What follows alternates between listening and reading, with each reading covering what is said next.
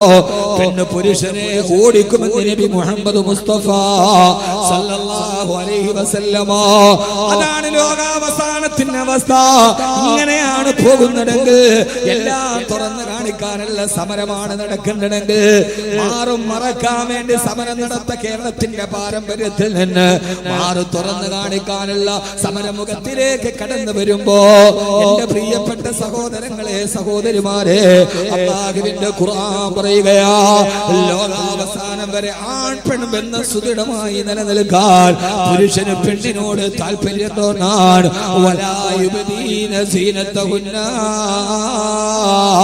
നിന്റെ സൗന്ദര്യത്തെ ആരുടെ മുമ്പിൽ നീ വെളിവാക്കരുത്. ആ സൗന്ദര്യത്തെ അടച്ചു പിടിച്ചിട്ട് അല്ലാഹുവിന് ഇഷ്ടപ്പെട്ടവളായി കടന്നുപോയി അവസാന സഹോദരങ്ങളെ ഏറെ പറയാൻ സമയമില്ല. അവസാനം നീ ആരാകണമെന്നറിയോ? ഒരു നല്ല പെങ്ങളായി, ഒരു ഉമ്മയായി, ഒരു ഭാര്യയായി ഭർത്താവിന്റെ ജീവിതത്തിലോട്ട്, ഒരു പുരുഷന്റെ ജീവിതത്തിലോട്ട് കടന്നു വരുന്ന ഒരു നല്ല ഭാര്യയായി നീ നിന്റെ ജീവിതത്തിലോട്ട് കടന്നു പോകണേ എന്നല്ലാഹുവിന്റെ വിശുദ്ധ ഖുർആൻ. എന്ന് സ്ത്രീക്കൊപ്പം നിലനിന്ന ഖുർആൻ സ്ത്രീയുടെ വസ്ത്രധാരണം മാത്രമല്ല. പലപ്പോഴും ആളുകൾ പറയാറുണ്ട്, കബീർ ബാഖവി അടക്കമുള്ള ആളുകൾ, അല്ലയോ പെങ്ങളെ എന്ന് വിളിച്ചിട്ടാണ് സംസാരിക്കുക. ഈ അടുത്ത സമയത്ത് ഒരു സഹോദരിയുടെ വോയിസ് ക്ലിപ്പ് തന്നെ വാട്സപ്പ് ഗ്രൂപ്പിൽ വൈറലായി. ഉസ്താദേ, നിങ്ങൾ ഭാര്യമാരെ കുറിച്ച് പറയാത്തതെന്താ? ഈ ബ്ലൂ ഫിലിം കണ്ടുകൊണ്ടിരിക്കുന്ന, ഞങ്ങൾ അടുക്കളയിലെ യന്ത്രമായി കണക്കാക്കുന്ന, കടപ്പറയിൽ ഞങ്ങളുടെ അടുക്കലേക്ക് വരാത്ത ഒരു ഭർത്താവിന് എന്ത് കടമയാണ് ഞങ്ങൾ ചെയ്തു കൊടുക്കേണ്ടതെന്ന് ആദ്യമായിട്ട് തന്നെ ആ സഹോദരിയോട് സ്നേഹപൂർവ്വം, സഹോദരി, നിങ്ങൾക്ക് ജീവിതത്തിൽ കിട്ടിയ ഭർത്താവ് അങ്ങനെയാണെന്ന് കരുതി എല്ലാ ആണുങ്ങളും പുരുഷന്മാരും അങ്ങനെയല്ല കേട്ടോ. 100% ഭാര്യമാരെ സ്നേഹിക്കുന്ന, ആദരിക്കുന്ന, ബഹുമാനിക്കുന്ന, ഭാര്യയുടെ അവകാശങ്ങളെ സംരക്ഷിക്കുന്ന 100 കണക്കിന് ആണുങ്ങളുണ്ട്. എല്ലാ ആണുങ്ങളും അങ്ങനെയാണെന്ന് കരുതരുതേ. നിങ്ങൾക്ക് കിട്ടിയത് അങ്ങനെയാണെന്ന് കരുതി എല്ലാ പുരുഷന്മാരും അങ്ങനെയല്ല. ഇനി നിങ്ങൾ നല്ലതായിട്ടും അങ്ങനെ ഒരു ഭർത്താവിനെയാണ് കിട്ടിയതെങ്കിൽ അത് നിങ്ങളുടെ ജീവിതത്തിന്റെ ഏറ്റവും വലിയ ക്ഷമയ്ക്ക് വേണ്ടി സ്വർഗത്തിന് കാരണമാക്കി മാറ്റുക. ആദരവായ പ്രവാചകൻ നബി മുഹമ്മദ് മുസ്തഫ സല്ലല്ലാഹു അലൈഹി വസല്ലമ പറഞ്ഞത്, ഈ വിനീതൻ ഏറ്റവും കൂടുതൽ സംസാരിച്ചത് നല്ല ഭർത്താക്കന്മാരെ കുറിച്ചാണ്, നല്ല ഭാര്യയെ കുറിച്ചല്ല. അല്ലാഹുവിന്റെ റസൂൽ പറഞ്ഞതെന്നറിയോ? പുരുഷനോട് പറഞ്ഞതെന്നറിയോ? പുരുഷ, നിന്റെ കണ്ണിൽ പെണ്ണാരായിരിക്കണമെന്നറിയുമോ? സന്ധ്യാനേരത്ത് നടന്നു പോകുമ്പോ റോഡ് വക്കിലൂടെ നടന്നു പോകുന്ന പെണ്ണിനെ കാമത്തോടെ നോക്കരുത്. അത് നിന്റെ പെങ്ങളാണെന്ന് കരുതുക, അത് നിന്റെ ഭാര്യയാണെന്ന് കരുതുക, അത് നിന്റെ ഉമ്മയാണെന്ന് കരുതുക. റോഡിലൂടെ നടന്നു പോകുന്ന പെണ്ണിന്റെ ശരീരത്തിനോട് വില ചോദിക്കരുത്. ഫേസ്ബുക്കിൽ കമന്റ് ഇടുമ്പോ പല ചെറുപ്പക്കാരും അവൾ പുരോഗമനവാദിയാകട്ടെ, ഫെമിനിസ്റ്റ് ആകട്ടെ, അവരുടെ അവകാശങ്ങളും ആദർശങ്ങളും അവര് പറയട്ടെ, മാന്യമായി കമന്റ് കൊടുത്ത് പ്രതികരിക്കുക. അല്ലാതെ അവളോട് ചോദിക്കരുത് നിന്റെ രാത്രിക്ക് ഒരു രാത്രിക്ക് എന്ത് വിലയുണ്ട്. പെണ്ണെന്നുള്ളത് രാത്രിക്ക് വിലയിടാനുള്ളതല്ല. പെണ്ണെന്ന് പറയുന്നത് നിനക്ക് വിലയിടാൻ പറ്റുന്ന ഒരു സാധനമല്ല. അവളുടെ ഒരു രാത്രിക്ക് നിനക്ക് വില നിശ്ചയിക്കാൻ കഴിയില്ല. ഹബീബായ നബി സല്ലല്ലാഹു അലൈഹി വസല്ലമ പറയാ, മാ അക്രമഹുന്ന ഇല്ലാ കരീം വമാ അഹാനഹുന്ന ഇല്ലാ ലഈൻ. മാ അക്രമഹുന്ന ഇല്ലാ കരീം. മാന്യന്മാരല്ലാതെ പെണ്ണിനെ ബഹുമാനിക്കില്ല. മാന്യന്മാർക്ക് പെണ്ണിനെ ബഹുമാനിക്കാൻ കഴിയൂ. വമാ അഹാനഹുന്ന ഇല്ലാ ലഈൻ. ശപിക്കപ്പെട്ട നിഷ്ക്രിയനുമാണ്, ശപിക്കപ്പെട്ടവനാണ് പെണ്ണിനെ നിന്ദിക്കുന്നവൻ, അവളുടെ രാത്രിക്ക് വില പറയുന്നവൻ, അവളുടെ മാറിടം നോക്കി തുറിച്ചു നോക്കുന്നവൻ, അവളുടെ ശരീരത്തെ കടുകനെ പോലെ കുത്തിപ്പറിക്കുന്നവൻ, ബസ് സ്റ്റാൻഡിൽ ഒറ്റക്ക് നിൽക്കുന്ന പെണ്ണിനെ ചുറ്റി നടക്കുന്ന പൂവാലന്മാർ. അല്ലാഹു പറയാണ്, പെണ്ണിനെ ബഹുമാനിക്കണേ, പെണ്ണിനെ ആദരിക്കണേ. മാന്യനായ പുരുഷനല്ലാതെ പെണ്ണിനെ ആദരിക്കാൻ കഴിയില്ല.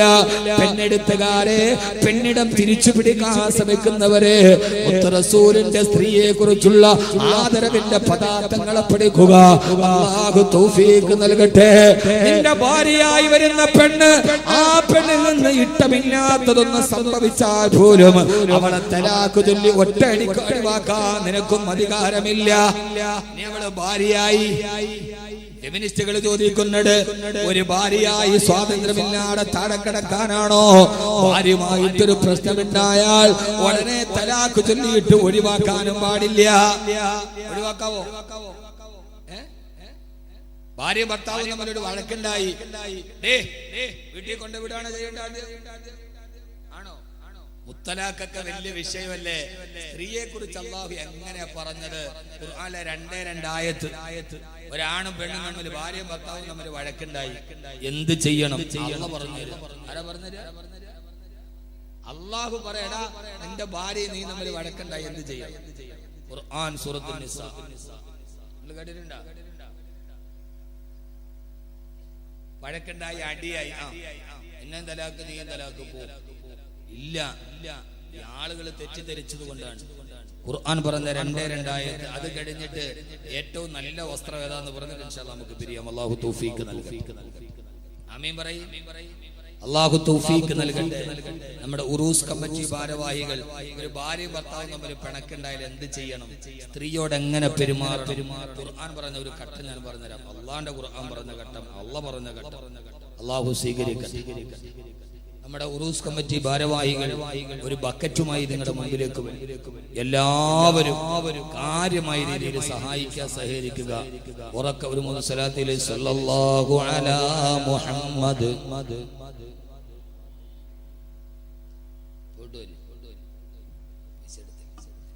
സല്ലല്ലാഹു അലാ മുഹമ്മദ്.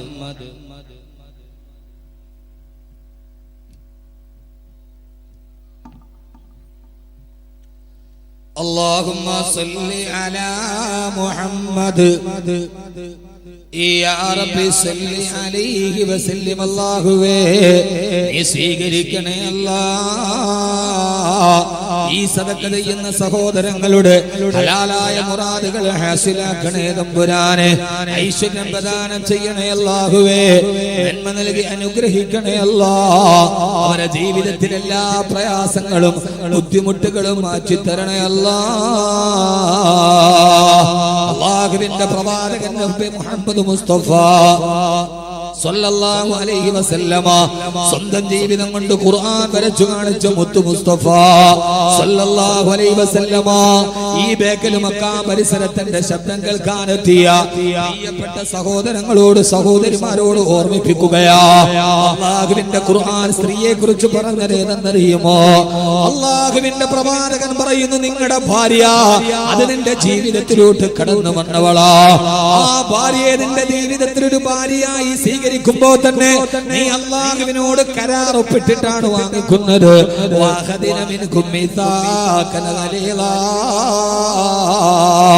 നിക്കാഹിനെ കുറിച്ച് ഖുർആൻ പറഞ്ഞത് അത് ജീവിതത്തിലെ ഏറ്റവും പരിട്ടമായ ഉടമ്പടിയാ. ഉസഫിദുക അലാ മാ അമറല്ലാഹു തആല ബിഹി മിൻ ഇംസാകിൻ ബിമഅറൂഫിൻ ഔ തസ്രീഹിൻ ബിഇഹ്സാൻ. ഒരു വാപ്പ കല്യാണ സദസ്സിലെ ചെറുപ്പക്കാരാ, നിന്റെ കൈ പിടിച്ചിട്ട് നിന്റെ ഭാര്യയുടെ വാപ്പ പറഞ്ഞത് ഏതെന്നറിയോ? ഉസഫിദുക അലാ മാ അമറല്ലാഹ്. എന്റെ അല്ലാഹു കൽപ്പിച്ചത് കൊണ്ട്, എന്റെ പടച്ചറപ്പനോട് ചെയ്യാൻ പറഞ്ഞത് കൊണ്ട് എന്റെ പൊന്നുമോളെ നിനക്ക് ഞാൻ കല്യാണം കഴിച്ചു തരിക. എന്റെ പ്രിയപ്പെട്ട ഭർത്താക്കന്മാരോട്, ഭാര്യക്ക് വേണ്ടി മാത്രമല്ല ഭർത്താക്കന്മാരോട്, ഏതെങ്കിലും ഒരു പെണ്ണിനെ നിനക്ക് ഭാര്യയായി കിട്ടിയെങ്കിൽ 18 വയസ്സ് വരെ മകളെ വളർത്തിയ വാപ്പ എങ്ങനെയാ നിന്റെ കയ്യിൽ തന്നത്? ആ വാപ്പ പറയുന്നുണ്ട്, നിക്കാഹ് പറയുമ്പോ ഉസഫിദുക അലാ മാ അമറല്ലാഹ്. എന്റെ അല്ലാഹു എന്നോട് പറഞ്ഞത് കൊണ്ടാണ് കേട്ടോ 18 വയസ്സുള്ള എന്റെ പൊന്നുമോളെ നിനക്ക് കല്യാണം കഴിപ്പിച്ചു തരുന്നത്. അവൾക്ക് ഭക്ഷണം കൊടുക്കാൻ എന്റെ വീട്ടിലില്ലാത്തത് കൊണ്ടല്ല, എനിക്ക് അവൾ അധിക ഭാരമായത് കൊണ്ടല്ല, എന്റെ വീട്ടിൽ നിന്ന് അവൾ പൊര നിറഞ്ഞ് കിടക്കുന്നത് കൊണ്ടല്ല, ഒരു പരിചയവുമില്ലാത്ത നിന്റെ കൈവെള്ളയിൽ എന്റെ മോളെ ഞാൻ, എന്റെ പൊന്നുമോളെ, എന്റെ കരളിന്റെ കശനമായ പൊന്നുമോളെ ഞാൻ ഏൽപ്പിച്ചു തരുന്നത് അലാ മാ അമറല്ലാഹ്. എന്റെ റബ്ബനോട് പറഞ്ഞത് കൊണ്ടാ, ഇതെന്റെ റസൂലുള്ളാഹിയുടെ സുന്നത്തായത് കൊണ്ടാ. ഇത് ഹബീബായ നബി മുഹമ്മദ് മുസ്തഫ സല്ലല്ലാഹു അലൈഹി വസല്ലമയുടെ സുന്നത്താണല്ലോ. നിക്കാഹു മിൻ സുന്നത്തി, നിക്കാഹിന്റെ ചര്യയിൽപ്പെട്ടടാ. അല്ലാഹുവിന്റെ പൊരുത്തം കിട്ടാൻ, എന്റെ ഹബീബായ മുത്തു മുസ്തഫാന്റെ സുന്നത്തിന്റെ പ്രതിഫലം കിട്ടാൻ എന്റെ പൊന്നുമോളെ നിന്റെ കയ്യിൽ ഞാൻ തരികയാ. ബിഇംസാകിൻ ബിമഅറൂഫിൻ ഔ തസ്രീഹിൻ ബിഇഹ്സാൻ. എന്റെ മോളുടെ ഭാഗത്ത് നിന്ന് നിനക്ക് ഇഷ്ടപ്പെടാത്ത എന്തെങ്കിലും സ്വഭാവമുണ്ടെങ്കിൽ ഇതേപോലെ എന്റെ മകളെ എനിക്ക് ഇങ്ങ് തിരിച്ചേൽപ്പിച്ചേക്കണം. എന്റെ മകളെ അടിക്കരുത്, എന്റെ മകളെ അപവാദം പറയരുത്.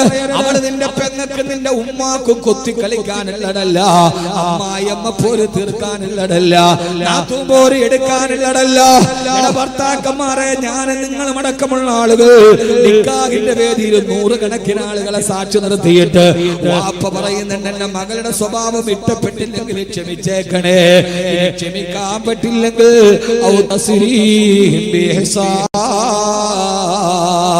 എന്റെ മോളെ ഈ തരുന്നത് പോലെ പോറേൽപ്പിക്കാതെ എന്റെ കൺമണി എനിക്ക് തിരിച്ചേൽപ്പിച്ചേക്കണം. ഈ നിബന്ധന പറയുമ്പോ അപ്പോഴാണോ നീ പറഞ്ഞത് കബിൽതു, ഞാൻ ഈ എഗ്രിമെന്റ് സ്വീകരിച്ചു, ഞാൻ ഈ കരാറിൽ ഒപ്പിടുകയാ. നിങ്ങളുടെ മകളെ ഞാൻ വേദനിപ്പിക്കില്ല, അവളെ ഞാൻ കണ്ണുനീര് കുടിപ്പിക്കില്ല, അവളെ ഞാൻ അടിക്കില്ല, അവളുടെ സ്വാതന്ത്ര്യത്തെ ഞാൻ ഹരിക്കില്ല. ഇതാണ് ഫെമിനിസ്റ്റുകളെ. ഞാൻ പറയുന്നു, ലോക ചരിത്രത്തിലേറെക്കെ മതങ്ങളുണ്ട്. കല്യാണം നടക്കുന്ന സമയത്ത് പെണ്ണിന്റെ മാനത്തിന് കരാറൊപ്പിട്ടിട്ട് ഈ മാനം സംരക്ഷിക്കണമെന്ന് കരാറൊപ്പിടാൻ പറഞ്ഞ ഒരു മതമേതെങ്കിലും ഉണ്ടെങ്കിൽ പറയുമോ? ഫെമിനിസ്റ്റുകളോട്, ഇസ്ലാം അടക്കി വെച്ചെന്ന് പറഞ്ഞവളോട്, പുരോഗമനവാദികളോട്, ഇസ്ലാമിലെ പെണ്ണിന് മാനമില്ലെന്ന് പറഞ്ഞവളോട്, കല്യാണം കഴിക്കാൻ ഒരു പുരുഷൻ വരുമ്പോ 100 കണക്കിന് ആളുകളെ സാക്ഷി നിർത്തിയിട്ട് 2 സാക്ഷിമാരെ എഴുതി ഒപ്പിടിപ്പിച്ചിട്ട് ഈ പെണ്ണിനൊരു പോറൽ പോലും ഏൽപ്പിക്കരുതെന്ന് പറഞ്ഞ് അത് ഉറപ്പിച്ച് സമ്മതിപ്പിച്ച് പെണ്ണിനെ കല്യാണം കഴിച്ചു വിടുന്ന ഒരു മാനിഫെസ്റ്റോ ഉണ്ടെങ്കിൽ അത് അല്ലാഹുവിന്റെ വിശുദ്ധ ഇസ്ലാമാണ്. അവിടെ ഇന്നലെ പെണ്ണിനാണ്, ആണിനല്ല. നിന്റെ വീട്ടിലേക്ക് നിന്റെ പെണ്ണ് വരികയാണ്, അവളെ അപമാനിക്കരുത്, അവളുടെ മാനം കെടുത്തരുത്. പെണ്ണെടുത്തുകാരോട്, ഫെമിനിസ്റ്റ് വാദികളോട്, പുരോഗമനവാദികളോട് സന്തോഷത്തോടെ വരൂ, നമുക്ക് സംവദിക്കാം, ഇസ്ലാമിന്റെ പെണ്ണിന്റെ നിലയെ കുറിച്ച് പറയാം. അങ്ങനെ കൈപിടിച്ചിട്ടാണ് നിന്റെ പെണ്ണിനെ നീ കൊണ്ടുപോയത്. അങ്ങനെ എങ്ങാനും നിങ്ങൾ ജീവിതം ആരംഭിച്ചിട്ട് ഭാര്യ ഭർത്താക്കന്മാരുടെ ഇടയിൽ പിണക്കമായി, ഭാര്യ ഭർത്താക്കന്മാരുടെ ഇടയിൽ പിണക്കമായി, എഗ്രിമെന്റ് ഡിമാൻഡും ഒക്കെ പറഞ്ഞ് ഓളെ കെട്ടിക്കൊണ്ട് വീട്ടിൽ പോയി. അവള് നന്നായിട്ട് മുഖമൊക്കെ കഴുകിയപ്പോ ആ മുഖത്ത് വെച്ചിരുന്ന പൗഡറും പുട്ടിയൊക്കെ അങ്ങോട്ട് പോയി കഴിഞ്ഞപ്പോ കല്യാണത്തിന് കണ്ട അത്ര ഗ്ലാമർ ഇല്ല. അപ്പൊ തുടങ്ങണ പ്രശ്നമാണ്. അങ്ങനെ ഭാര്യയും ഭർത്താവും തമ്മിൽ കുറച്ച് കഴിഞ്ഞപ്പോ വഴക്കായി. നിങ്ങൾ വഴക്കൂടൂല ഭാര്യമാരോട്? കല്യാണം കഴിയുമ്പോ എന്താ പടച്ചോരെ വർത്താനം. ചില പ്രൈവറ്റ് ബസ്സിലൊക്കെ കയറിയാല് ഫ്രണ്ടിലെ സീറ്റിൽ ഒരാണും പെണ്ണും കൂടെ ഇരിക്കണോ, ഇങ്ങനെ ഇരുന്നിട്ട് അപ്പുറത്തോട്ട് ഇപ്പുറത്തോട്ട് കെട്ടിപ്പിടിച്ചിരുന്ന് വർത്താനാണ്. അപ്പഴേ മനസ്സിലാക്കണം കല്യാണം കഴിഞ്ഞിട്ട് 1 മാസമായിട്ടുണ്ട്. കുറെ നാള് കഴിഞ്ഞിട്ട് ഈ ഭാര്യയും ഭർത്താവും കൂടെ എന്ത് ചെയ്യും? ഇങ്ങനെ കേറിയിട്ട് ഭർത്താവ് പുരുഷന്മാരുടെ സീറ്റിലിരിക്കും, ഭാര്യ സ്ത്രീകളുടെ സീറ്റിലിരിക്കും. ഇനി അവിടെ പോയിരുന്നു സ്ത്രീകളുടെ സീറ്റിൽ പുരുഷന്മാർ ഇരുന്നൂടാ, നിയമലംഘനമാണ്. അപ്പഴേ മനസ്സിലാക്കണം 3 മാസമായി. ഒരു 6 മാസമാകുമ്പോ ബസ് വരുമ്പോ ഭർത്താവ് ഫ്രണ്ടിലും ഭാര്യ ഫ്രണ്ടിലും കേടും, ഭർത്താവ് ബാക്കിലും കയറും. അപ്പൊ 6 മാസം. 1 വർഷം ആകുമ്പോ ഭർത്താവ് പറയും, നീ ഫസ്റ്റ് ബസ്സിന് പോയിക്കോ, ഞാൻ ലാസ്റ്റ് ബസ്സിന് പുറകെ വന്ന. അപ്പൊ മനസ്സിലായിക്കോണം എത്രയായി? 1 വർഷമായി. ഭാര്യ ഭർത്താവ് ആകുമ്പോ പിണങ്ങും.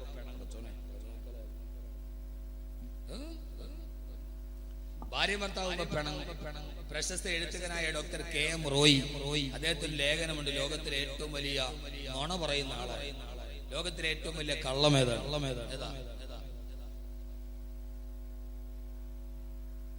താഴെ എഴുതുകയാണ്, കല്യാണം കഴിഞ്ഞ ഒരു ഭാര്യയും ഭർത്താവും തമ്മിൽ ഞാൻ എന്റെ ഭാര്യയോട് ഇതുവരെ പിണങ്ങിയിട്ടില്ല എന്ന് ഏതെങ്കിലും ഒരു ഭർത്താവ് പറഞ്ഞാൽ അതാണ് ലോകത്തിലെ ഏറ്റവും വലിയ കള്ളം. പിണങ്ങാത്തവരാരില്ല. ആണാണോ പെണ്ണാണോ പിണങ്ങും, രണ്ട് ശൈലിയാണ്. ഭയങ്കര ചൂട്, ഇതൊന്നും അടുപ്പിച്ച് നോക്കുന്നുണ്ട്. ഭയങ്കര ചൂട്, നിൽക്കാൻ പറ്റണ. ഞാൻ തമാശയൊന്നും പറയുന്നില്ല. ഭാര്യ ഭർത്താക്കന്മാരുടെ ഇടയിൽ പിണക്കമുണ്ടായി. അങ്ങനെ പിണക്കമുണ്ടായാൽ ആദ്യം എന്ത് ചെയ്യണം? ഒന്ന് പറയും, ഇവിടെ ഇരിക്കുന്ന ആളുകൾ ആരെങ്കിലും നിങ്ങൾ നിങ്ങളുടെ ഭാര്യയായിട്ട് പിണങ്ങി, ആദ്യം പിണക്കമുണ്ടായി, രണ്ടുപേരും തമ്മിൽ മിണ്ടാട്ടമില്ല, എന്ത് ചെയ്യണം?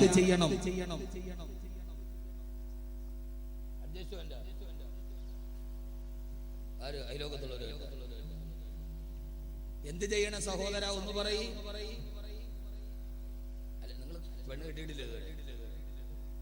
നിങ്ങൾ പെണ്ണ് കിട്ടിയിട്ടില്ലേ ഇതുവരെ? മനുഷ്യന്മാർ അല്ലാഹുവിന്റെ ഖുർആൻ ഇതിനെ പഠിക്കുക. നിങ്ങൾ അല്ലാഹുവിന്റെ ഖുർആൻ പഠിക്കുക. അല്ലാഹു തൗഫീഖ് നൽകട്ടെ. ഇതാണ് നിങ്ങൾ ഈ ഫെമിനിസ്റ്റ്. അവർക്ക് അറിയില്ല. മുത്തലാഖ് എന്ന് പറഞ്ഞാൽ മുസ്ലിം പെണ്ണും ഭർത്താവും തമ്മിൽ പിണങ്ങി, ആ മുത്തലാഖ് തന്നെ ഒഴിവാക്കിയിരിക്കുന്നു. ഇതാണ് അവർ കരുതിയറിയില്ല. സൂറത്തുൻ നിസാ. അല്ലാഹുവിന്റെ ഖുർആൻ പറയാണ്, ഭാര്യ ഭർത്താക്കന്മാർ തമ്മിൽ പിണക്കമുണ്ടായാൽ വല്ലാത്തി തഖാഫൂന നുശൂസഹുന്ന ഫഇദൂഹുന്ന വഹ്ജുറൂഹുന്ന ഫിൽ മലാജിഇ വദ്രിബൂഹുന്ന ഫഇന്ന തൈനകും ഫലാ തബ്ഗൂ അലൈഹിന്ന സബീലാ ഇന്നല്ലാഹ കാന അലിയൻ കബീറാ. എല്ലാ പുരോഗമനവാദികളും കേട്ടുകൊള്ളുക. ഭാര്യ ഭർത്താക്കന്മാരുടെ ഇടയിൽ പിണക്കമുണ്ടായി കഴിഞ്ഞാൽ ആദ്യം ചെയ്യേണ്ടത് തലാഖ് ചെല്ലലല്ല. ഒന്നാമത്തെ പടി ഫഇദൂഹുന്ന. നീ ആ പെണ്ണിനെ ഉപദേശിച്ചു കൊടുക്കണേ. കിടപ്പറയിലോട്ട് വരുമ്പോ അവളോട് പറയണം, എന്തിനാണ് മോളെ നമ്മൾ പിണങ്ങുന്നത്? നമ്മൾ പിണങ്ങിയാൽ നീ പിണങ്ങിയ സമയം തിരിച്ചു വരില്ലല്ലോ. അല്ലാഹു തന്ന ചെറിയൊരു ജീവിതമല്ലേ, എന്തിനാ പിണങ്ങി നമ്മൾ ഇങ്ങനെ വഴക്ക് കൂടുന്നത് എന്ന് പറഞ്ഞിട്ട് നിന്റെ ഭാര്യയോട് സ്നേഹത്തോടെ സന്തോഷത്തോടെ നിന്റെ ഭാര്യയോട് നീ ഉപദേശിച്ചു കൊടുക്കണം. ഒന്നാമത്തെ പടി പെണ്ണിനെ നീ ഉപദേശിച്ചു കൊടുക്കണേ. ചുരുക്കി പറയാം, ഉപദേശിച്ചിട്ടും അവളുടെ പിണക്കം മാറിയില്ലെങ്കിൽ രണ്ടാമത് ഭർത്താവ് ചെയ്യേണ്ടത് എന്തെന്നറിയോ? ഖുർആനാണ്. നിന്റെ കിടപ്പറയിൽ നിന്ന് അവളെ മാറ്റി കിടത്തുക എന്ന് പറഞ്ഞാൽ ഒരു റൂമിലാണ്. അവളെ കിടപ്പറയിൽ നിന്ന് മാറ്റി കിടത്തണേ. ഒന്നുകിൽ നീ കട്ടിലും അവളെ തറയിലും കിടത്തുക, അല്ലെങ്കിൽ നീ തറയിൽ ഇറങ്ങി കിടത്തിയിട്ട് അവളെ കട്ടിലിൽ കിടത്തുക. ഒരു റൂമിലാണ്. നിങ്ങൾ രണ്ടുപേരും തമ്മിലുള്ള പിണക്കം ബെഡ്റൂമിന് വെളിയിലെറിയണ്ട. രണ്ടാമത്തെ ഘട്ടമേണെന്നറിയുമോ? കിടപ്പറയിൽ നിങ്ങൾ രണ്ടുപേരും ഒന്ന് അകന്ന് കിടക്കണം. ആ പെണ്ണിനെ ഇറക്കി തറയിൽ കിടത്തണം, അല്ലെങ്കിൽ നീ തറയിൽ കിടന്നിട്ട് പെണ്ണിനെ ബെഡിൽ കിടത്തണം. രണ്ടുപേരും ഒന്ന് അകന്ന് കിടന്നു നോക്കുക. രണ്ടാമത്തെ ഘട്ടം, നീ തറയില്, ഭാര്യ മുകളില്. കുറെ കഴിയുമ്പോ ഒരു 12 മണിയൊക്കെ കഴിയുമ്പോ രണ്ടുപേരും ഒരിടത്തായിരിക്കും. അങ്ങനെ ഒരു റൂമിൽ അകന്ന് കിടക്കുമ്പോൾ മാനസികമായിട്ട് നമുക്കൊരു വലിയ വിഷമമുണ്ടാവും. അപ്പൊ പിന്നെ ഭാര്യയാണ് വന്നത്, നിങ്ങൾ എന്തിനാ ഇവിടെ കിടക്കണം, എഴുന്നേക്കി. അല്ല ഭർത്താവ് പറയും ഇങ്ങനെ കിടക്കണ്ട, എഴുന്നേക്കി. രണ്ടാമത്തെ ഘട്ടം കിടപ്പറയിൽ മാറ്റി കിടക്കണം. മൂന്നാമത്തെ ഘട്ടം, കിടപ്പറയിൽ അകത്തി കിടത്തിയിട്ടും അവരുടെ പിണക്കം തീരുന്നില്ല, പെണ്ണിന്റെ പിണക്കം തീർന്നില്ല. എന്നാൽ മൂന്നാമതായി നിന്റെ ഭാര്യയെ നിനക്കൊരു അടി കൊടുക്കാം. ഒരു പ്രാവശ്യം അവൾക്കൊരു അടി കൊടുക്കാം. എങ്ങനെയാണ് അടിക്കേണ്ടത്? അവളുടെ ചെകിട്ടത്തല്ല, അവളുടെ കണ്ണിലല്ല, അവളുടെ മുതുകത്തല്ല. ഖുർആൻ വ്യാഖ്യാതാക്കൾ എഴുതി വെച്ചിട്ടുണ്ട്, തൊലി പൊട്ടാത്ത രീതിയിൽ ഒരു ചെറിയ വടിയെടുത്തിട്ട് ഒരൊറ്റ അടി നിനക്ക് അവളെ അടിക്കാം. പക്ഷെ തൊലി പൊട്ടരുത്, തൊലി പൊട്ടരുത്. ഇത് വേദനിക്കാനുള്ള അടിയല്ല. അഭിമാനബോധമുള്ള ഒരു പെണ്ണിന്, കുടുംബത്തിൽ പിറന്ന പെണ്ണിന്, എന്റെ ഭർത്താവിന്റെ കയ്യിൽ നിന്ന് എനിക്കൊരു അടി കിട്ടിയല്ലോ എന്നവൾ മാനസിക വിഷമമുണ്ടായാൽ അവൾ അടുത്തു വരും. അതുകൊണ്ട് ആ പെണ്ണിനെ നീ അടിച്ചുകൊള്ളുക. പക്ഷേ തൊലി പൊട്ടരുത്, രക്തം വരരുത്, അവൾക്ക് വല്ലാതെ വേദന എടുക്കരുത്, കവിളത്തടിക്കരുത്, നെഞ്ചത്തടിക്കരുത്, മുതുകത്ത് നിന്റെ ഭാര്യ അടിക്കരുത്. അടിക്കാൻ അനുവാദമില്ലടാ ചെറുപ്പക്കാരാ. ഭാര്യ കൈകൊണ്ട് ഭാര്യ മർദ്ദിക്കുന്നവനേക്കാൾ വലിയ മ്ലേച്ഛനായ പുരുഷ ലോകത്തില്ല. ഈ നെഞ്ചു തിരിച്ചു നിൽക്കുന്ന ഭർത്താക്കന്മാരിൽ ആരെങ്കിലും നിങ്ങളുടെ കൈ നിങ്ങളുടെ പെണ്ണിന് നേരെ ഉയർന്നിട്ടുണ്ടെങ്കിൽ നിങ്ങളെക്കാൾ അതപ്പതിച്ച പുരുഷൻ ലോകത്ത് വേറെയില്ല. പെണ്ണിനെ അടിക്കാൻ അനുവാദമേ ഇല്ല. അങ്ങനെ ഒരു അനുവാദം തന്നാൽ തന്നെ തൊലി പൊട്ടാത്ത രീതിയിൽ അടിക്കാനേ അനുവാദമുള്ളൂ. ഹബീബായ റസൂലുള്ളാഹി സ്വല്ലല്ലാഹു അലൈഹി വസല്ലമ വലംറഅതൻ വലാ ജാരിയ, ഒരു ഭാര്യമാരെയോ വേറെക്കാരി പെണ്ണുങ്ങളെ പോലും നിന്റെ ഹബീബായ നബി തങ്ങൾ ജീവിത കാലഘട്ടത്തിൽ അടിച്ചിട്ടില്ല. അതുകൊണ്ട് സ്ത്രീകളെ അടിക്കരുതേ, സ്ത്രീയുടെ കണ്ണുനീര് വീടരുതേ.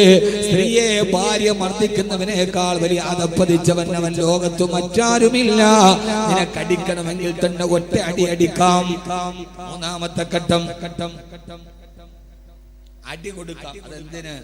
ഒരു പേടിയുള്ളൊരു പെണ്ണ് വല്ല ഭർത്താവ് അടിച്ചല്ലോ പടച്ചോനെ എന്ന് വിചാരിച്ച് അടുത്തേക്ക് പോയി. അവിടെ ഖുർആൻ നിർത്തുകയാണ്. സാധാരണ ഒരടി കൊണ്ടാൽ അവള് വഴിപ്പെടാറാണ് പതിവ്. അവൾ നിനക്ക് വഴിപ്പെട്ടടുത്തേക്ക് വന്നാൽ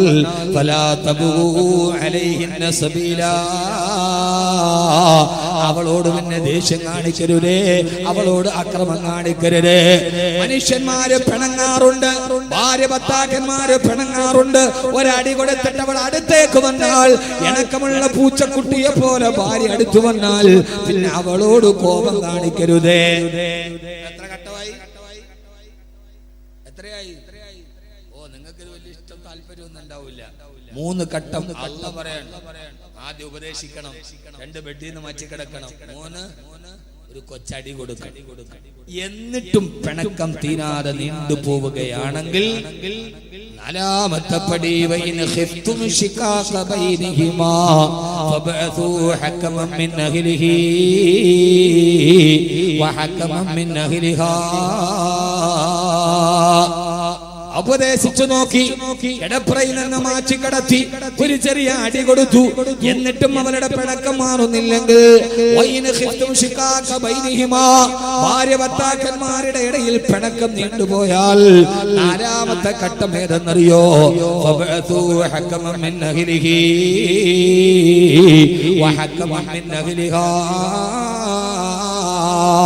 നിന്റെ ഭാര്യയുടെ കുടുംബത്തിൽ നിന്നൊരാളെ തിരഞ്ഞെടുക്കുക, നിന്റെ കുടുംബത്തിൽ നിന്നൊരു മധ്യസ്ഥനെ തിരഞ്ഞെടുക്കുക.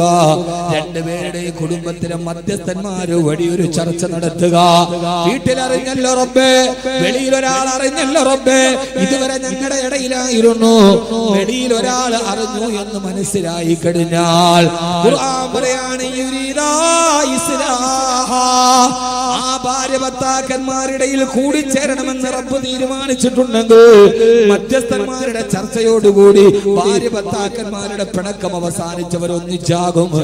എന്നിട്ടും അവസാനിച്ചില്ലെങ്കിൽ, മധ്യസ്ഥന്മാരെ ചർച്ച ചെയ്തിട്ടും അവസാനിച്ചില്ല എന്നാൽ 5ാമത്തെ പടിയായി ഭർത്താക്കന്മാരെ ആദ്യം അനുവാദമില്ല തലാക്ക് പറയാൻ ഉപദേശിക്കണം, അടിക്കടത്തണം, അടി കൊടുക്കണം, പൊട്ടാത്ത അടി, പിന്നെ മധ്യസ്ഥന്മാരെ കൊണ്ട് ചർച്ച നടത്തണം. 4 ചെയ്തിട്ടും ഈ പിണക്കം തീർന്നില്ലെങ്കിൽ അടുത്തതായി നീ എന്ത് ചെയ്യണം? അടുത്തായിട്ട് എന്ത് ചെയ്യണം? അടുത്തതായിട്ട് നീ അവളോട് ഒരു തലാക്ക് ചൊല്ലണം. 5ാമതാണ് തലാക്ക് വരുന്നത്. ആളുകളോട് പറഞ്ഞു കൊടുക്കും നിങ്ങൾ, സ്ത്രീപക്ഷവാദികളോട് പറയും നിങ്ങൾ, ഫെമിനിസ്റ്റുകളോട്, സഹോദരിമാരോട് നിങ്ങളുടെ തെറ്റിദ്ധാരണയാണെങ്കിൽ മുത്തലാഖ് എന്ന് പറഞ്ഞാൽ 3 തലാക്ക് ചൊല്ലിയിട്ട് വിടാനല്ല. വിവാഹമോചനത്തിന് ഖുർആൻ പറയുന്ന മാനദണ്ഡം 5ാമത് നീ ഒരു തലാക്ക് ചൊല്ലണേ. തലക്ക് തുക്കി പിന്നെ ഞാൻ തലാക്ക് ചൊല്ലി 2 പറയരുത്.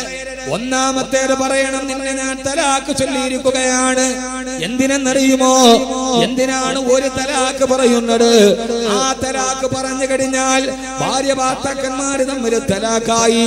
അവളുടെ 1 മാസത്തെ ശുദ്ധിയുടെ കാലഘട്ടം കഴിഞ്ഞാൽ ആ ശുദ്ധിയുടെ കാലഘട്ടം കഴിയുന്നതിന് മുമ്പ് ഇവര് 2 പേരും തമ്മിൽ ഒരു തലാക്ക് ചൊല്ലി മാറി 2 പേരും തലാക്കിൽ 2 വീട്ടിലായി. അപ്പോഴാണല്ലോ പടച്ചവനെ എന്റെ ഭാര്യ ഇല്ലാതെ എനിക്ക് ജീവിക്കാൻ പേടിയില്ല. എന്തൊക്കെ വഴക്ക് കൂടിയാലും എന്റെ ഭർത്താവില്ലാതെ എനിക്കില്ല റബ്ബേ എന്ന് മനസ്സിന് തോന്നിയിട്ട് തിരിച്ചൊന്നിച്ചു കൂടണമെന്ന് തീരുമാനിച്ചാൽ അവളുടെ ശുദ്ധി തീരുന്ന കാലഘട്ടത്തിന്റെ ഇടയിലാണ് ഈ തോന്നലുണ്ടായതെങ്കിൽ ഭർത്താവ് പോയിട്ട് നിന്നെ ഞാൻ തിരിച്ചെടുത്തു എന്നൊരൊറ്റ വാക്ക് പറഞ്ഞാൽ മതി, അവരെ രണ്ടുപേരും തമ്മിൽ വിവാഹബന്ധം സ്ഥാപിക്കപ്പെടും. അപ്പോ അവളുടെ ഒരു പീരീഡ് കഴിയുന്നതിന്റെ ഇടയിൽ രണ്ടുപേരും രണ്ട് വീട്ടിലായി. പടച്ചോനെ, രണ്ട് വീട്ടിലാകുമ്പോഴേ അറിയൂ. നമ്മളിപ്പോ ഭാര്യയോട് പറയും, പണ്ടാരം നീ നിന്റെ വീട്ടിൽ പോയി ഒരാഴ്ച നിൽക്കണേ, ഞാൻ ഇത്തിരി സ്വാതന്ത്ര്യത്തോടെ നടക്കട്ടെ. നിന്റെ വീട്ടിലും പോകില്ല. പക്ഷേ വീട്ടിലോട്ട് പോയി ഉച്ചക്ക് ചോറുണ്ണാൻ നേരത്ത് ആരും ഇല്ലാതെ ഇങ്ങനെ ഇരിക്കുമ്പോഴാ പടച്ചോനെ ഇത് കുറഞ്ഞല്ലോ അല്ലാഹു, ഒരു ദിവസം അതുങ്ങളില്ലാതെ നിങ്ങൾ ജീവിക്കൂല ഉറപ്പൻ. എന്ത് വടക്ക് വന്നാലും ഭാര്യ ഒരു ദിവസം വീട്ടിൽ പറഞ്ഞു വിട്ടു, ഒരു ദിവസം കഴിയുമ്പോ അവളില്ലാതെ ജീവിക്കാൻ പറ്റും. അപ്പൊ ഈ പിണങ്ങിയിട്ട് ഒരു തലാഖ് ചൊല്ലിയാൽ ഇതിന്റെ ഇടയിൽ കൂടിച്ചേരണമെന്ന് ആഗ്രഹമുണ്ടെങ്കിൽ ഞാൻ തിരിച്ചെടുത്തു എന്ന് പറഞ്ഞാൽ മതി. ആ ഒരു ശുദ്ധിയുടെ കാലഘട്ടം കഴിഞ്ഞു, രണ്ടാമത്തെ പീരീഡിലോട്ട് കഴിഞ്ഞു. എന്നിട്ടും ഇവരെ തമ്മിലുള്ള പിണക്കം തീർന്നില്ലെങ്കിൽ എന്നാലേ രണ്ടാമത്തെ തലാഖ് ചൊല്ലാവൂ. രണ്ടാമത്തെ തലാഖ് ചൊല്ലിയാൽ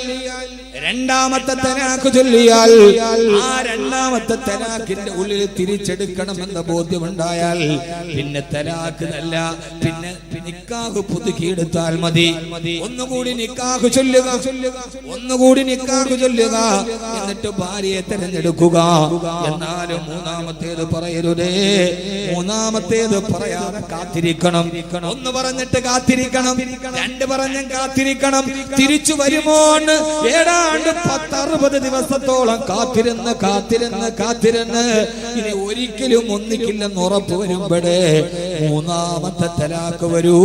അപ്പോഴേ പരിപൂർണമായി ഭാര്യഭർത്തബന്ധം കൂടിച്ചേരാൻ കഴിയാത്ത രീതിയിൽ തിരിച്ചു പോകൂ. ഇങ്ങനെയാണ് തലാഖ്, ഇങ്ങനെയാണ് തലാഖ്. എന്റെ പെണ്ണെ, അവിടെ ഈ സംരക്ഷണം നിനക്കാണ്. ഒറ്റ വാക്കിൽ ഏതോ സിനിമക്കാരൻ പറഞ്ഞതുപോലെ കെട്ടി ഒടിഞ്ഞ് വീണ്ടും കെട്ടി നിന്റെ ആഗ്രഹം പൂർത്തീകരിക്കാനല്ല, നിന്റെ ഭാര്യയെ ഒഴിവാക്കണമെങ്കിൽ പോലും ഈ കടമ്പകൾ കഴിയണം എന്ന് ലോകത്തോട് പറഞ്ഞു കൊടുത്തു. അല്ലാഹുവിന്റെ ഖുർആനിൽ ആയത്തിറങ്ങി. ഖുർആനിൽ പെണ്ണിന്റെ അവകാശത്തെ കുറിച്ച് ആയത്തിറങ്ങി. ഫലാ തഅലുഹുന്ന ലിതദ്ഹബൂ ബിബഅദി മാ ആതൈതുമൂഹുന്ന ഇല്ലാ അയതീന ബിഫാഹിശത്തിൻ മുബയ്യിന. നിങ്ങൾ പെണ്ണുങ്ങളോട് വഴക്ക് കൂടരുത്. സൂറത്തുൻ നിസാ അധ്യായം ഇറങ്ങി. പെണ്ണിനോട് പിണങ്ങരുത്, അവളെ വരട്ടരുത്, അവളെ അപമാനിക്കരുത്. ഒരു പെണ്ണിനോട് നിങ്ങൾ വഴക്ക് കൂടുന്നുവെങ്കിൽ, ഭാര്യയെ നിങ്ങൾ വഴക്ക് കൂടുന്നെങ്കിൽ നിസ്സാര കാര്യത്തിന് വഴക്ക് കൂടരുതേ. ഇല്ലാ അയതീന ബിഫാഹിശത്തിൻ മുബയ്യിന. വ്യക്തമായ ഒരു വ്യഭിചാരം പോലെ വ്യക്തമായ തെറ്റ് കണ്ടാലല്ലാതെ ഊഹാപോഹങ്ങളുടെ പേരിൽ, സംശയത്തിന്റെ പേരിൽ, ചെറിയ തെറ്റുകളുടെ പേരിൽ നിന്റെ ഭാര്യയോട് നീ പിണങ്ങരുതേ, അവളെ കട്ടപ്പെടുത്തരുതേ. ഖുർആൻ പറഞ്ഞ അവകാശത്തിന്റെ മുകളിലാണ് സ്ത്രീ ജീവിക്കുന്നത്. ഏറെ പറയാൻ സമയമില്ലല്ലോ സഹോദരങ്ങളെ, വിശാലമായൊരു വിഷയമാണിത് എന്ന് സ്ത്രീയെ കുറിച്ച് ആധാരമായി പറഞ്ഞ ആ സ്ത്രീയുടെ വേഷവിധാനത്തെ കുറിച്ച് പറഞ്ഞ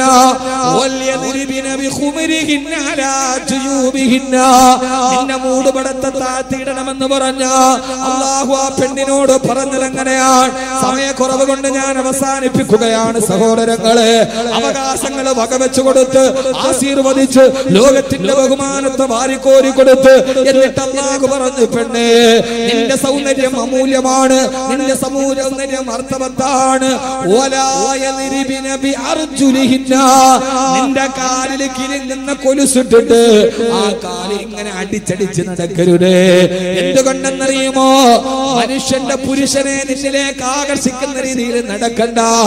അല്ലാഹു പറഞ്ഞതുപോലെ മാന്യമായ വേഷവിധാനം നടത്തുക. അല്ലാഹു തൗഫീഖ് നൽകി അനുഗ്രഹിക്കട്ടെ. അതുകൊണ്ട് നമ്മുടെ പെൺമക്കൾ പെൺമക്കൾക്ക് നല്ല വേഷവിധാനം, നമ്മുടെ ആൺമക്കൾക്ക് നല്ല വേഷവിധാനം. ആണുങ്ങളോടും പറയാണ്, വസ്ത്രവും സൗന്ദര്യവും അല്ലാഹുവിന്റെ അനുഗ്രഹമാ. ഈ കാസർഗോഡ് കുട്ടികളെ, നിങ്ങൾ ഈ മുടി മുഴുവനും ഇങ്ങനെ മുകളിലോട്ട് സ്ട്രെയിറ്റ് ചെയ്ത് കാന്തത്തിൽ മണ്ണിലിട്ടതുപോലെ നടക്കരുത്. ആഭാസകരമായ ഹെയർ കട്ടിങ്ങുകൾ, ആഭാസകരമായ വസ്ത്രവിധാനങ്ങൾ, അണ്ടർ വസ്ത്രങ്ങൾ മുഴുവനും അണ്ടർ ഗാർമെന്റുകൾ വെളിയിൽ കാണുന്ന ആഭാസകരമായ വസ്ത്രവിധാനങ്ങൾ. ചിലരുടെ അണ്ടർ ഗാർമെന്റ് വെളിയിലാണ്, അവന്റെ പാന്റ് അവന്റെ ദിഗംബത്തിന്റെ താഴെയാണ്, അവന്റെ പാന്റ് താടയാണ്. യൂറോപ്പിലെ ജയിലുകളിൽ സ്വവർഗരതിക്കാരായ ആണുങ്ങൾ അവർക്കതിന് താല്പര്യമുണ്ടെന്ന് അടയാളം കാണിച്ച വസ്ത്രമാണിത്. അടിവസ്ത്രം മുകളിലാക്കുക, അല്ലാത്ത മേൽവസ്ത്രം താഴ്ത്തിയിടുക. ആഭാസകരമായ വസ്ത്രവിധാനം നടത്തരുത്. ഏറ്റവും നല്ല വസ്ത്രവിധാനത്തോടെ നടന്നു പോകണേ. അല്ലാഹു തൗഫീഖ് നൽകി അനുഗ്രഹിക്കുമാറാകട്ടെ. അല്ലാഹു തൗഫീഖ് നൽകട്ടെ. അല്ലാഹു നമുക്ക് ഏറ്റവും നല്ല വസ്ത്രം ധരിക്കാൻ തൗഫീഖ് നൽകട്ടെ. ഏറ്റവും നല്ല വസ്ത്രം അബിയലുഹാ, ഏറ്റവും നല്ല വസ്ത്രം വെള്ള വസ്ത്രമാണ്. കാസർഗോഡ് ചെറുപ്പക്കാരെ, ജുമയ്ക്ക് വരുമ്പോ ഈ ആവാസത്തിന്റെ വസ്ത്രം മാറ്റ്, ഈ ടീഷർട്ട് മാറ്റ്. ഏറ്റവും നല്ല വെള്ള വസ്ത്രം അണിഞ്ഞിട്ട് തൊപ്പിയും വെച്ച് ജുമയ്ക്ക് പള്ളിയിലേക്ക് വരിക. അല്ലാഹു തൗഫീഖ് നൽകട്ടെ. ആമീൻ പറയ്. അല്ലാഹു തൗഫീഖ് നൽകട്ടെ. വയസ്സന്മാരെ, ഈ വെള്ള വസ്ത്രം ഉപേക്ഷിക്കാതിരിക്കുക. കാസർഗോഡ് ഫുള്ള് വെള്ളയാണ്, ചെരുപ്പും വെള്ളയാണ്, മുഖവും വെള്ളയാണ്. കാസർഗോഡുകാരുടെ സൗന്ദര്യം വല്ലാത്താണ്. മാഷാ അല്ലാഹ്, അല്ലാഹു നിലനിർത്തി തരട്ടെ. ഇവിടെ എങ്ങാനും ജനിച്ചാൽ മതിയായിരുന്നു. കാസർഗോഡ് ചെറുപ്പക്കാര് കന്തൂറിട്ട തനി അറബിയാണ്. നമ്മുടെ നാട്ടിലെ പിള്ളേരൊക്കെ കന്തൂറിട്ടപ്പോ പൊന്നാനിന്ന് മുസ്ലിമായിട്ട് ഇപ്പൊ വന്നോളൂ. കാസർഗോഡ് ചുള്ളമാര് ദുബൈയിലൊക്കെ പോയി നല്ല കാസർഗോഡ് അറബിയാണോ അനറബിയാണോ എന്ന് പറയാൻ പറ്റും. എനിക്ക് സുഹൃത്തുണ്ട് തസ്രീം, വള്ളക്കോടുകാരനാണ്. അവൻ കന്തൂറായിട്ട് അറബികളെ പോലെയാണ്. അതാരെ ഫേസ്ബുക്കിലിട്ട് തെറ്റായി. അപ്പൊ ഖലീൽ ഉദവി എന്നെ വിളിച്ചിട്ട്, നിങ്ങൾ എന്താ എന്നെ പറയാതെ? ഖലീൽ ഉദവി മുഞ്ചന, നിങ്ങൾ തസ്രീമിനെ മാത്രം പറഞ്ഞ എന്താപ്പ എന്നെ പറയാത്ത? തമാശ പറഞ്ഞ. അള്ളാഹു സൗന്ദര്യം നിലനിർത്തി തരട്ടെ. ുണ്ട് കൊച്ചുകുട്ടികളുണ്ട്. എല്ലാ നിസ്കാരത്തിനും നല്ല വസ്ത്രം ധരിച്ചു വരണം. മഴയ്ക്ക് വേണ്ടി നിസ്കരിക്കുമ്പോ താഴ്ന്ന വസ്ത്രം ധരിക്കണം. അല്ലാഹുവിന് കനിവുണ്ടാവാൻ പറഞ്ഞ വസ്ത്രം ധരിച്ചു മദീനയിലെ മുഴുവൻ ആളുകളും മദീനയിൽ വന്ന് മഴയ്ക്ക് വേണ്ടി മരുഭൂമിയിൽ നിസ്കരിച്ചു അത്രേ. പക്ഷേ മദീനയിലും മഴ പെയ്തില്ല. നിസ്കരിക്കാൻ പോയി. അവിടെ ഞാൻ സാധാരണ നിസ്കരിക്കുന്ന ഒരു സ്ഥലമുണ്ട്. രാത്രി ഞാൻ ഇശാ നിസ്കരിച്ചുകൊണ്ട് പള്ളിയിലിരിക്കും. അല്ലാഹുവിന്റെ അടുക്കലേക്ക് കൈകൾ ഉയർത്തി ദുആ ചെയ്യുകയാ. മഹാനവറുകളെ പറയുകയാണ്, ഞാൻ അടുത്ത് കിടന്ന് ഉറങ്ങുകയാണെന്നാണ് ഇയാൾ കരുതിയത്. ഞാൻ നോക്കിയപ്പോ ഒരു കറുകറുത്ത അടിമ, ഒരു പകുതി വസ്ത്രം ധരിച്ച അടിമ, അയാളുടെ മുകളിൽ കിടത്ത മുണ്ടെടുത്ത് മുസല്ലയിലോട്ട് ഇട്ടിട്ട് 2 റക്അത്ത് നിസ്കരിച്ചു. എന്നിട്ട് അല്ലാഹുവിനോട് ദുആ ചെയ്യുന്നു, അല്ലാഹുവേ, അല്ലാഹുവേ, യാ റബ്ബ്, യാ റബ്ബ്, യാ റബ്ബ്, യാ റബ്ബ്, ഓ അല്ലാഹുവേ, നിന്റെ ഹബീബായ നബി തങ്ങളുടെ കുടുംബക്കാർ മുഴുവനും ഇന്ന് നിന്നോട് വന്ന് ദുആ ചെയ്തുവല്ലോ. അവരും മഴയ്ക്ക് വേണ്ടി നിന്നോട് താണ് കേണ് ചോദിച്ചല്ലോ. നീ അവർക്ക് മഴ കൊടുത്തില്ലല്ലോ അല്ലാഹ്. നിന്റെ ഹബീബായ നബി തങ്ങളുടെ കുടുംബക്കാർ പോലും ചോദിച്ചിട്ട് നീ മഴ കൊടുത്തില്ലല്ലോ റബ്ബേ. അല്ലാഹുവേ, നിന്റെ പേരിൽ സത്യം ചെയ്തിട്ട് ഞാൻ പറയാണ്, അല്ലാഹുവേ, നീ അവർക്ക് ഇപ്പോ തന്നെ മഴ കൊടുക്കണേ അല്ലാഹ്. ഞാൻ നിന്നിൽ സത്യം ചെയ്ത് പറയുന്നു അല്ലാഹുവേ, നിന്നിൽ സത്യം ചെയ്ത് പറയുന്നു റബ്ബേ, ഇപ്പൊ തന്നെ നീ അവർക്ക് മഴ കൊടുക്കണം അല്ലാഹുവേ.